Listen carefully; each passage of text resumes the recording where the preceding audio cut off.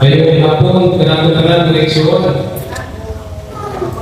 o pila-pila kayo no, sa mga bisita to, mga sponsors o bata, mga inay, mga malinoy, o ang pamilya na nagpalipayo ang ilang mga kasing-kasing na minuol din sa simbahan aron sa paghalaan sa ilang anak sa sakramento sa pagbunyag o malipayo ang iyong komunikasyon sa University sa Carlos na nanapoy dugal na usa ka magtotoo padayon diha sa dakong panaw ng kinabuhi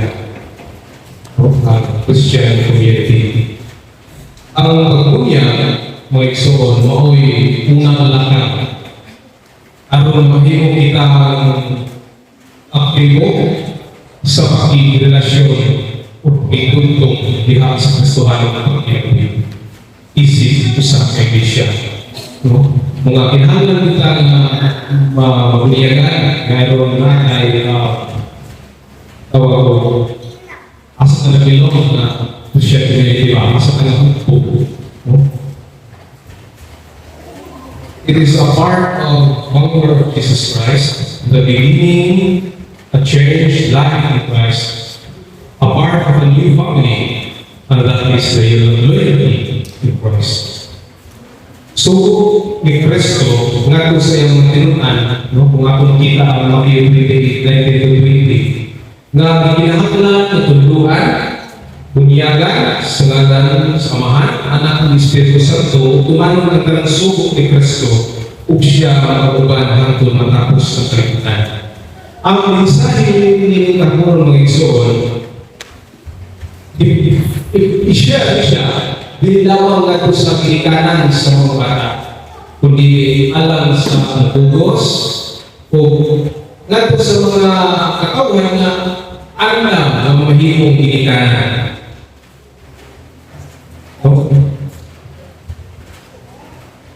Ang atong mensahe alam ka na isip ko na mamahimong kilikanan, isip kong kilikanan. Kung ini ang panahon na ipahinuman kita kung saan na ito pagkaluma o pagkatutok ang atong mga kabataan sa pamahagi di sa pagkakastuhan. Ang pagkatutok sa mga kabataan o yung sa challenge isip mga ginikanan na ito na sama ka na mga nagluto ba na kung magluto ka, kailangan na kayo balanse. Di siya para, di po siya may kapal, no? Kaya mo para, puwi labikan mo, kapal, o puwi labikan mo, no? Sama pa namin, kung ang sa kabata, kung sa iyang ganahan, yung biharag na yun, kung yan, instant yung paghatag ka, no? Kaya makita sa kabata na sa iyo na kayo mga pagbuha sa gusto niya ng bunod. Palipayo na, buha na kaya. Apan, kung doon lamang ihatag na ang ganan, alam kanina, uros pa sa iyo lang, hindi ka na magiging mabalansi. Tungkol kayo gawas ang nature sa katao, na mahimong magmusa, hindi na siya kinalan ng hako, kundi mangita siya kumaki mas sayo pa niya yung wako. Mahimong siya spoil. Posible nga, hindi na siya musunod ka na ng mga kinakain. Kung iyan mga muna, attach naman diha sa susukutan o diha na sa'yo na kayo niya ito. O hindi ang challenge na nato ng mga kinakain. Kung saan na ang pagdisiplina, ang pagpitol ng mga kabataan sa saktong pamagin. Kung nato ang kalikon ng pagkiklasyon ni Jesus Cristo, mamahimong lamang kinilang sa'yo. Tungkol kay Jesus Cristo, mo'y atong maayong magtutulog. Ang pinagkalito na pagpatutuan sa itong mga anak o magkabataan, kanang atong tulungan ng itungkol sa Kristohanong pagkinabuhi. Atong ipatuon sa Diyos ang atong mga kabataan, atong silang ihala, pinagi sa Diyos, o mamahimong pagmalpuson ang atong anak. at the same time, mga puso sa kitang mamilikan na nagpanahon sa ating anak. Ang mga kasulatan na itong nabasa na sinihan sa Lucas chapter 10, verses 29 to 37, usang kinika sa mabilay, mahitungod sa usang maayo nga sa Mariano, na nagbabago at pagod sa Maritan. Nagasunod kini sa usang panatana o dunay na debate ng Jesus, iya tuloy ng panahon. Unya, ang mungtana ng Jesus, dili kini isang kaordinaryo na tao, kundi isang kini itong pag-iitan na magtutulong sa balawat or manisyo. Mo kini sila ang nagkuhan na nakasirko na nagtutulong na itong sa balawat sa mga hili. Niya pinatay. Usa sa pangutana na atong usa ka pangutana na sa atong panahon itawag ko filosofiya, no? Kaya nangutana man sa ka magtutulog sa balawag na kinsa maniay ang akong sigatawa, no? Diin isong kini tumagon sa usa ka tao apan si Jesus nisaysay siya o gitubag siya pinaagi sa usa ka parabol may tungod sa Samariano. Ang Samariano giilang ang usa ka kaaway sa nasod sa Israel sa ilang time na nagpakita ang mga maayong buhat ngadto sa usa ka Israelite, no? Ang usa ka Israelite itulis gibuhat ayon dunay pare nga hilabay apalaw sa isumat kitabangan niya o wala.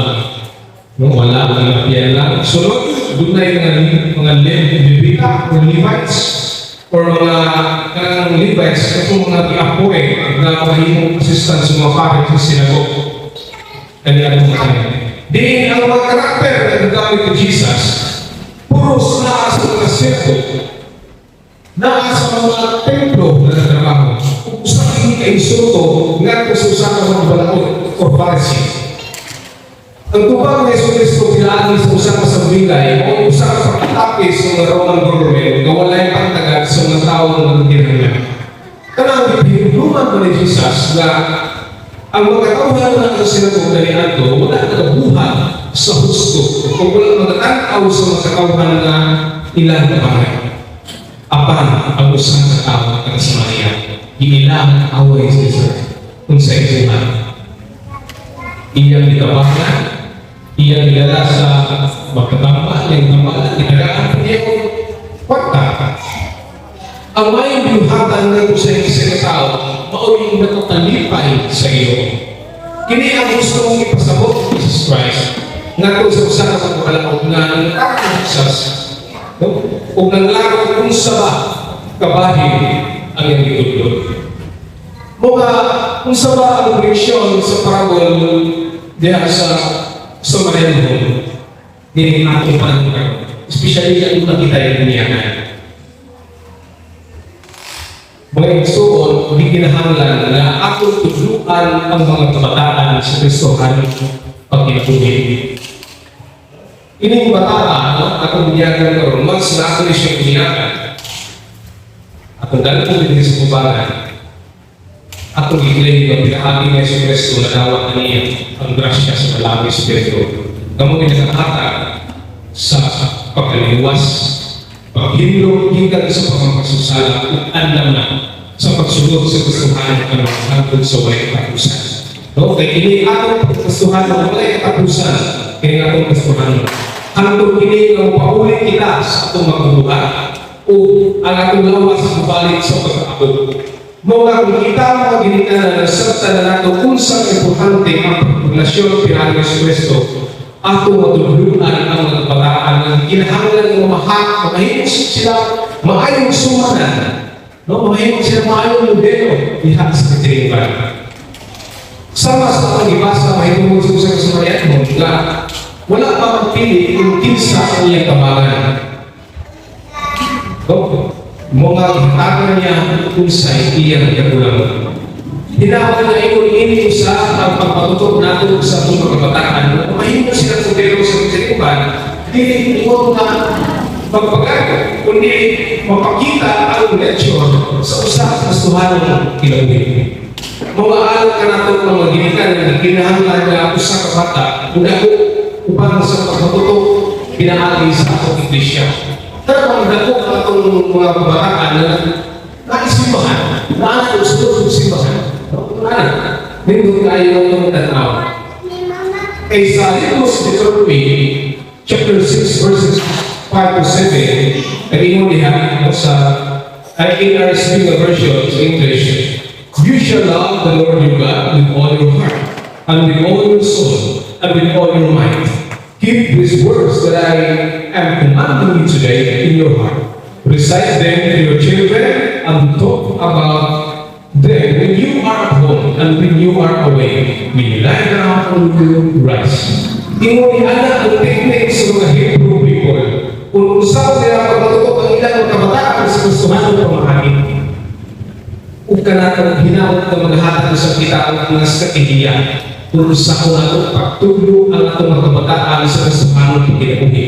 Hanggang daog siya mga bata nga dunay sa musabli, makibalo siya kung sa'y sakto kung sa'y kini.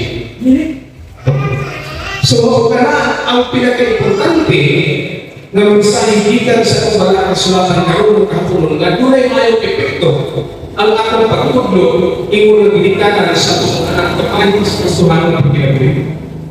Sa kinika-challenge na nato ng mga ginikanan na dili lang lulong ng mga butang makita atong ihatag nila kundi ihatag nato ang butang ng mga pagkadasit sa ila sa maayong pagkinabuhi na nagasunod niya Yesu Cristo. Sa ngalan ng samahan ng Espiritu Santo. Amen.